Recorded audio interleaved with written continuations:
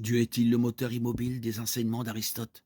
Le concept de moteur immobile a été évoqué au moins depuis l'époque des premiers philosophes grecs. Aristote est surtout connu pour avoir établi cette idée, même s'il n'a peut-être pas été le tout premier à formuler le concept de cette manière. Cette ligne de raisonnement et l'argument d'Aristote en sa faveur ont été plus tard utilisés dans le contexte de la théologie chrétienne par Thomas d'Aquin, qui a désigné Dieu comme le moteur immobile. Cela faisait partie de l'argument cosmologique de Thomas d'Aquin, l'une de ses 5 voies. Cependant, il existe des différences cruciales entre la façon dont Aristote considérait son moteur immobile et la façon dont les théologiens ultérieurs, comme Thomas d'Aquin, l'ont utilisé comme référence au Dieu de la Bible.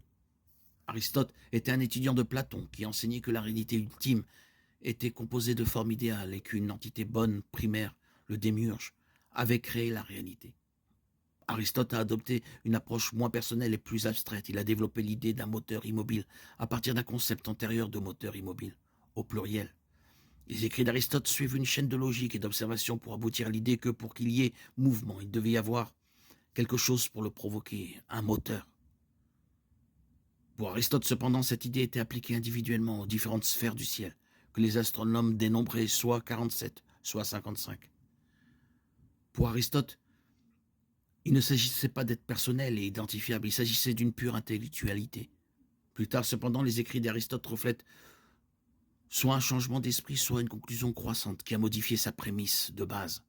En bref, s'il y a plus d'un moteur immobile, il ne peut y avoir d'unité dans l'univers. Cela ne constituerait alors pas une explication ultime.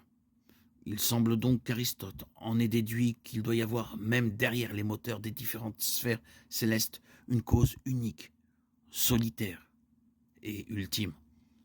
La causalité ne peut pas se terminer par de multiples moteurs immobiles, mais doit se terminer par un seul moteur immobile. Il convient de noter que le concept aristotélicien d'un moteur immobile est purement une abstraction, pas une personne. Il est intellectuel mais pas personnel, au sens d'un être qui interagit avec les autres. Aristote ne suppose pas que sa cause première soit une personne ou même une divinité. Au-delà de cela, il considère cette cause ultime comme une pensée pensant à elle-même. D'un point de vue technique, ce concept s'accorde bien avec les descriptions de Dieu dans la Bible. Dieu est celui qui a commencé la création alors que lui-même n'est pas créé. Genèse 1.1, Jean 1.1.3. Il est esprit, pas essentiellement physique, donc on pourrait le décrire comme un pur intellect. En ce sens, Dieu est bien le moteur immobile, ou la cause première.